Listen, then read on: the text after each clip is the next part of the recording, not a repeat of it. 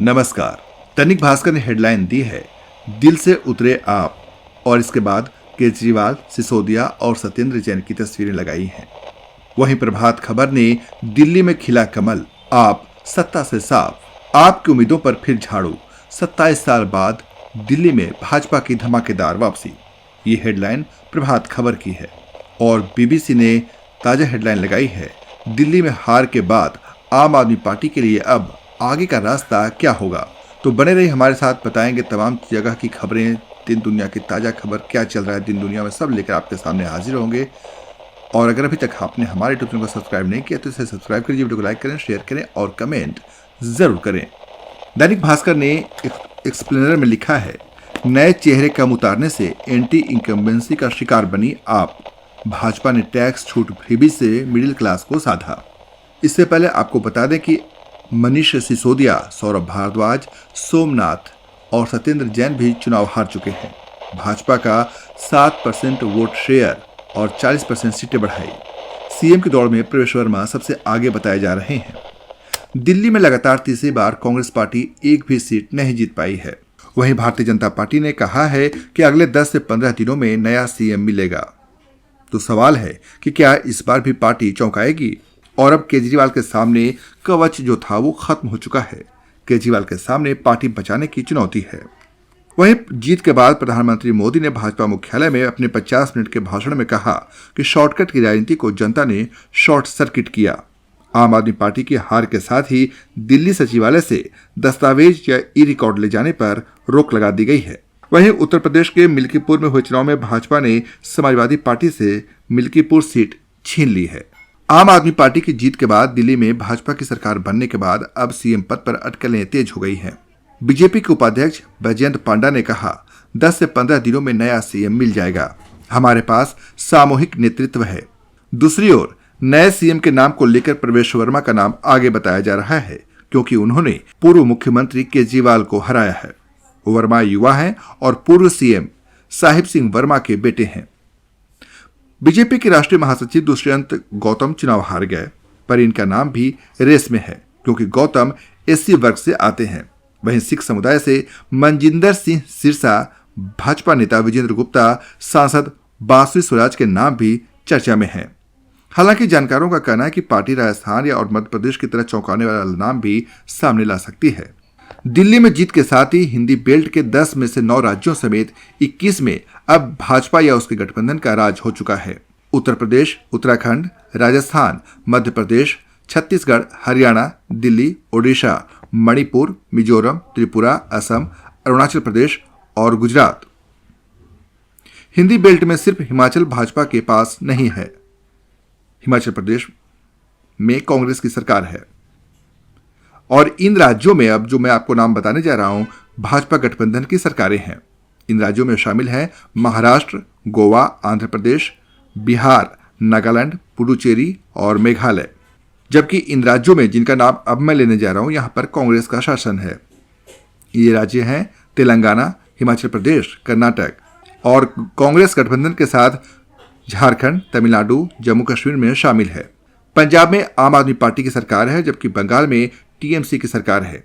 Supreme court के वकील विराग गुप्ता का कहना है कि चुनाव हारने से पुराने मामलों की कानूनी स्थिति में बदलाव नहीं होगा। न किसी तरह अब अरविंद केजरीवाल को कवच मिलेगा और अब उनके लिए मुश्किलें बढ़ सकती हैं। एक्साइज पॉलिसी घोटाले में अदालती कार्रवाई जारी रहेगी।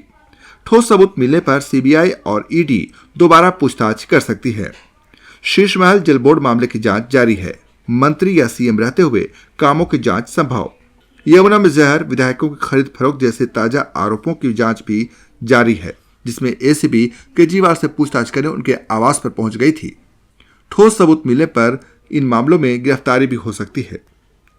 वहीं दिल्ली में सत्ता परिवर्तन का इशारा मिलते ही दिल्ली सरकार के सामान्य प्रशासन विभाग यानी जीएडी ने सचिवालय को लेकर सख्त आदेश जारी किया है। जीएडी ने कहा, उसकी पूर्व अनुमति के बिना कोई फाइल, दस्तावेज, कंप्यूटर या ई रिकॉर्ड सचिवालय से बाहर नहीं ले जाया जा सकेगा। दिल्ली के उपराज्यपाल एलजी वीके सक्सेना के निर्देश पर जीएडी ने यह आदेश जारी किया है। इसका मकसद सरकारी फाइलों की सुरक्षा सुनिश्चित करना है।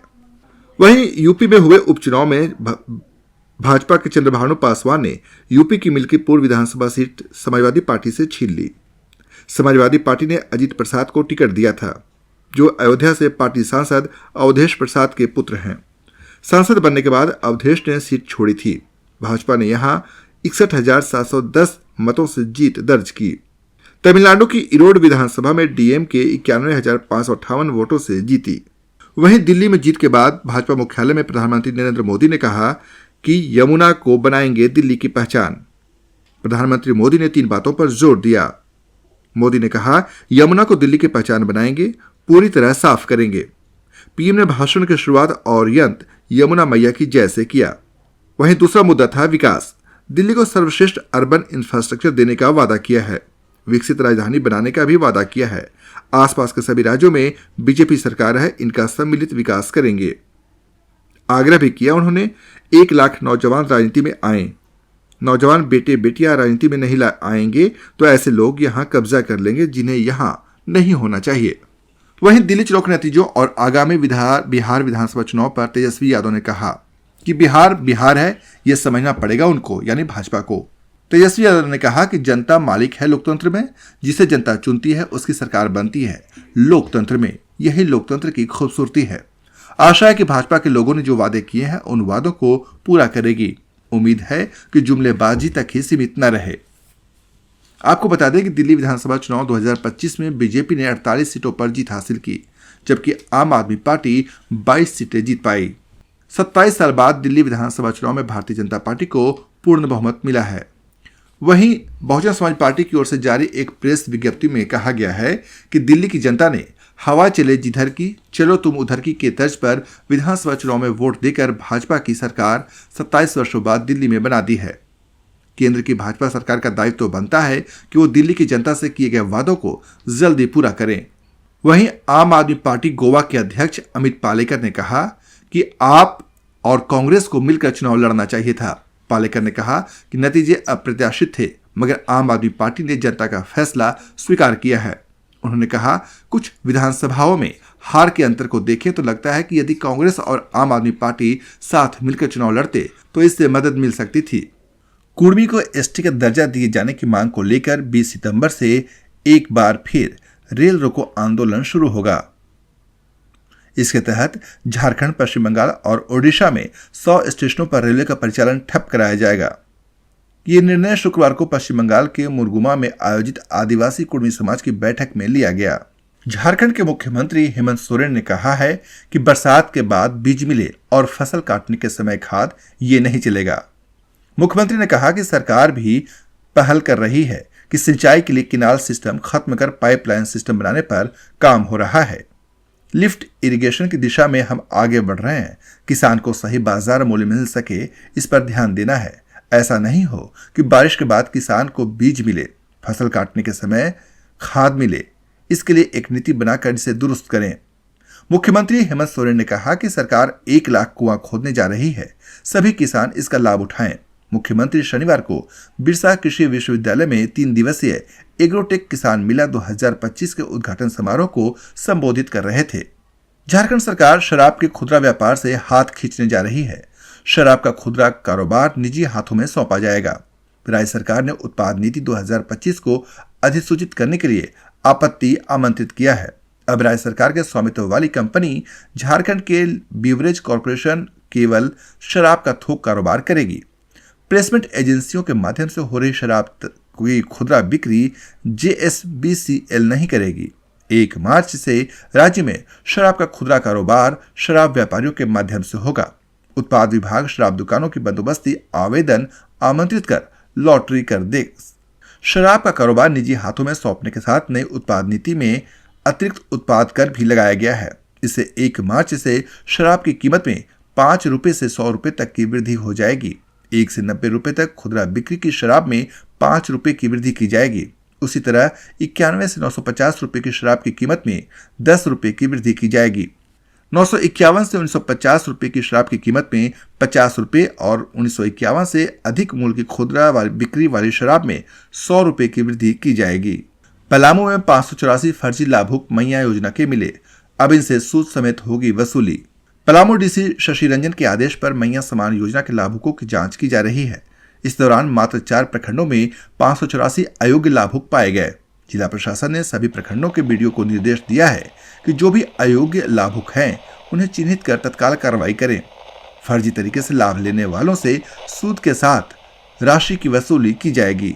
जांच में जानकारी मिली है कि जिनके परिवार के सदस्य सरकारी नौकरी कर रहे हैं उनके परिवार के सदस्य भी इस योजना का लाभ ले रहे थे। पारा टीचर, उनके परिवार के सदस्य भी इसका लाभ ले रहे हैं। इसके अलावा स्वास्थ्य सहिया ने भी इस योजना का लाभ लिया है। इसकी पुष्टि जांच में हुई है। पलामू जिले में दिसंबर में 3,72,937 लाभुकों के खाते में राशि भेजी गई है। रांची में 301 करोड़ से बनेगी पहली 10 लेन की सड़क। राजधानी रांची में पहली बार 10 लेन की सड़क बनेगी, जिसकी लागत करीब 301 करोड़ रुपए होगी। धुरवा में विवेकानंद स्कूल के आगे से लेकर नया सराय होते हुए रिंग रोड तक बनने वाली इस सड़क का पूरा प्लान तैयार कर लिया गया है। डीपीआर तैयार करने के बाद इसे तकनीकी स्वीकृति भी दी जा चुकी है। हमास ने शनिवार को गजा में 3 इजरायली बंधकों को रिहा कर दिया। इसके बदले में इजराइल ने 183 फलस्तीनी कैदियों को रिहा किया है। इन 3 बंधकों में एली शराबी और लेवी और ओहद बिन अमीर शामिल हैं। इन तीनों को शनिवार सुबह रेड क्रॉस को सौंपा गया।